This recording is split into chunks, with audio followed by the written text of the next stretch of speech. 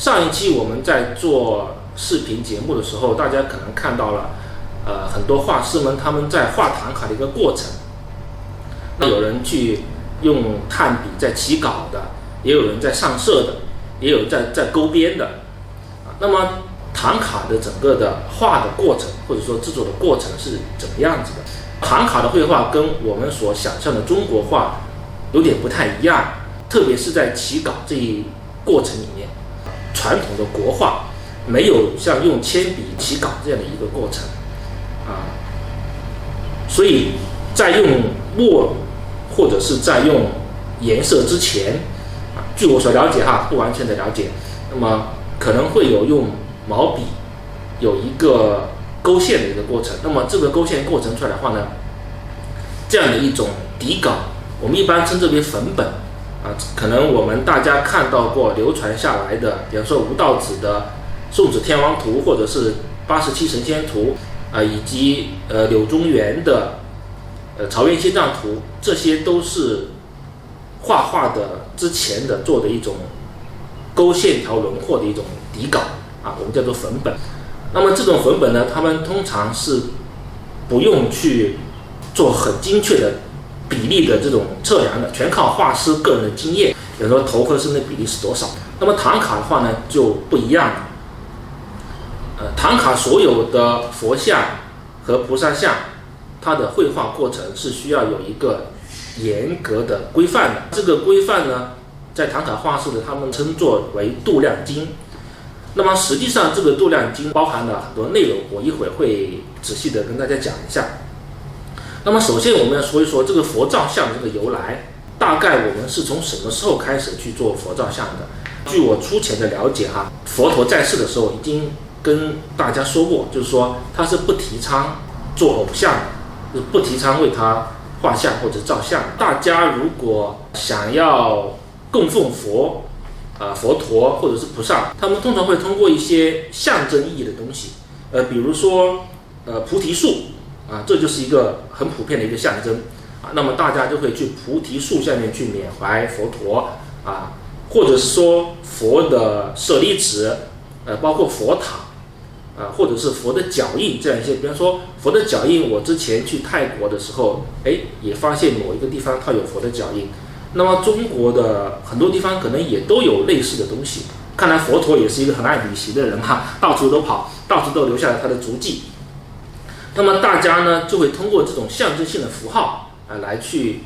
供奉或者是去缅怀我们的佛陀，一直到公元前1世纪左右，这个时期的话呢叫做犍陀罗时期的这种艺术就出现了。这个时候就开始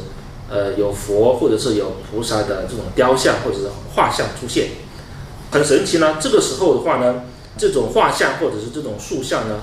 受到了希腊的风格的影响。这是一个很长的故事就是为什么在犍陀罗时期佛陀或者是菩萨的画像或者是雕塑会受到希腊风格的影响，这跟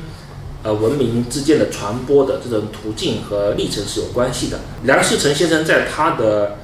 一本书叫做《佛像的历史》里面粗略地阐述了这个问题。在唐卡为佛陀或者是菩萨画像的时候，它是需要遵循一个很严格的规范的。那么这个规范的话呢，我们称之为度量经。度就是百度的度那个度字，量就是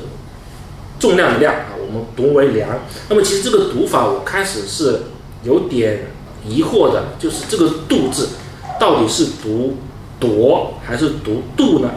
这两个我还是觉得读度会比较合适一些，因为根据我的一些藏族的朋友，他们本身也是读度。度本身在汉语里面有一个类似于尺度或者是标准的这样一种解释。这个字读夺的时候呢，多半是用来对一些推测的意思，比方说我揣度某个人的想法，那么在这里面是一个推测的意思，用在尺度和标准方面来去解释会是比较准确的一个说法。那么度量经呢，实际上就是对于在画佛像和菩萨像的时候它的一个标准，那么这样的解释会比较说得通一些。好，度量经其实总的来说是有这叫做三经一书。哪三经呢？一本叫做《化论》，或者是叫做《梵天尺度论》，一本叫做《照相度量经》，还有一本叫做《佛说照相度量经》。一书就指的是《佛说照相度量经》书。这个书是什么意思呢？书就是稀疏的疏哈，比如说我头发变得很稀疏了啊，就是那个疏啊。这个书通常是解释的意思，我们在这里一般把它叫做注解。那么通常我们的一本佛经，比如说翻译过来，用中文也好，或是用其他语言也好，会比较难懂。那么这个时候呢，就会有一些后世的高僧大德或者是学者为这本经书旁边做一些解释，做一些批注啊。那么这样的话呢，做多了之后的话呢，也会形成一本书啊。那么这种文字下来，形成一本厚厚的书。那么这种话呢，一般就叫做这本经的书啊。所以度量经实际上是指的三经一书。照相度量经总共是525句。那么在清朝乾隆7年的时候呢，有一位蒙古族的大师啊，叫工部察部的大师，他是清朝的史学家、藏传佛学家和翻译家，从大藏经里面丹柱尔那一部把它翻译过来，从藏文翻译成为中文啊，这个是照相度量经。那佛说照相度量经的话呢，只有156句，其实呢说的是一个小故事。大家知道佛有一位弟子很有名的弟子叫舍利弗这位舍利弗呢，就是我们在心经中间经常听到的舍利子，色不异空，空不异色，就是这位舍利子。那他是佛的10大弟子之一，他以这个智慧而著称号称是智慧第一。舍利弗呢，有一天他就去问这个佛，当时佛陀刚好是为他的母亲在说法要上升到那个兜率天去舍利弗他就对佛陀说，他说佛陀您这个上升到兜率天去了之后呢，那就不在我们现在这个当世了。那如果我们这些学生您带着我们天天都见到您，你知道您长什么样子，我们将来如果想你，那怎么办呢？那个后世的学生没见过您的，没见过您长什么样子的，如果也想看您这个，那又怎么办呢？那我们是不是可以为您做一些画像呢？如果做这个画像的话，要怎么去做呢？那个佛陀这个时候呢，就跟这个舍利弗就说了，好，那没问题那如果你要为我照相的话呢，我就给大家一个标准以我的这个手指作为一个标准单位。打比方说佛陀他就说佛陀的这个面部的高度就是12个手指那么肩膀的宽度是多少个手指，包括佛陀身形的高度是多少个手指，就定了一个这样的规范出来那么这个规范呢，就叫做佛说照相度量经所以这就形成了这本经书。这就是我刚才说的叫做三经一书。但是三经一书里面呢，有一本书资料很少，就是化论或者叫做梵天尺度论。因为这本书呢是印度的一本相当于绘画方面的这个著作。好，我手头呢有一本书是青海人民出版社出版的《唐卡度量》这本书很厚，然后呢也很重，做得非常的精美。我把其中的一小段文字给大家读一下那么这本《唐卡度量》的这些书籍呢，很多都是把三经一书上面的内容收集整理之后，然后配上图文，然后整理出来的。好，其中呢这本书里面有一段文字，它是这样写的：首先介绍一下绘制佛或神的度量单位。佛像或神像的高度一般为12等分，每个等分为一个面部的宽度，每个面部的宽度为12指，指就是手指的指每一指的宽度为4支数，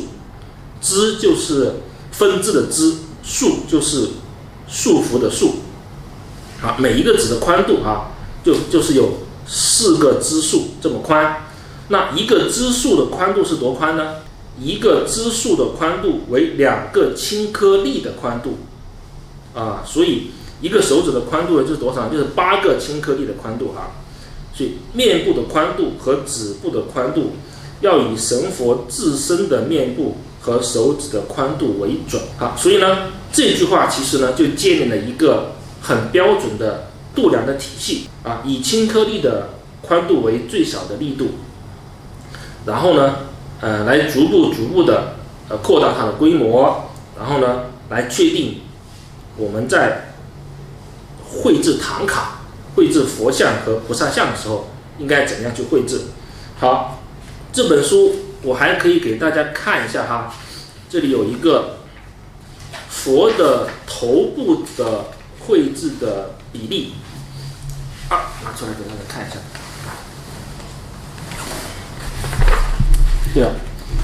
这幅图就是佛的头部和佛的坐姿的时候绘制的标准比例。比方说这个2表示什么呢？就是2个手指的高度。那佛头部的话，这个叫顶珠，那么佛的顶珠的话呢，就是2个手指的高度啊。那么佛的发髻啊，就是这一个部分是4个手指的高度啊。那么佛的头发部分就是从发际线到这个头顶部分，头发部分也是4个手指高度啊。你看佛的面部啊，就从下颌这个位置到佛像的这个发际线的位置，总共加起来是多少呢？是3个食指，也就是12个手指的高度啊。所以这就一个很精确的规范啊，规定了佛的头部的比例是怎么样子的。同样也有佛的坐姿时候啊，各个部分的比例是多少，也都标得很精确啊。这是佛像的啊。我们还有一个哈，给大家看一下，就是菩萨像啊，给大家看一个比较熟悉的，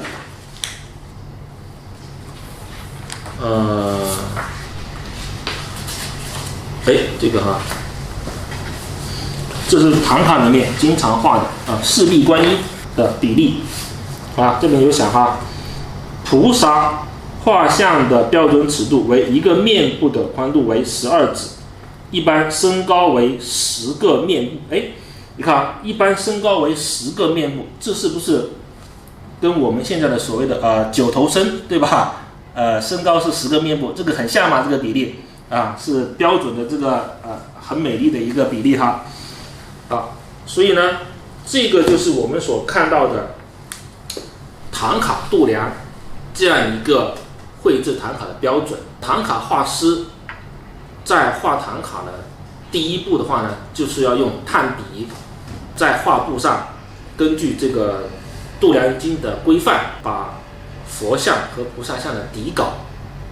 在画布上用炭笔勾勒出来，然后才开始上色或者是勾线等等其他的过程。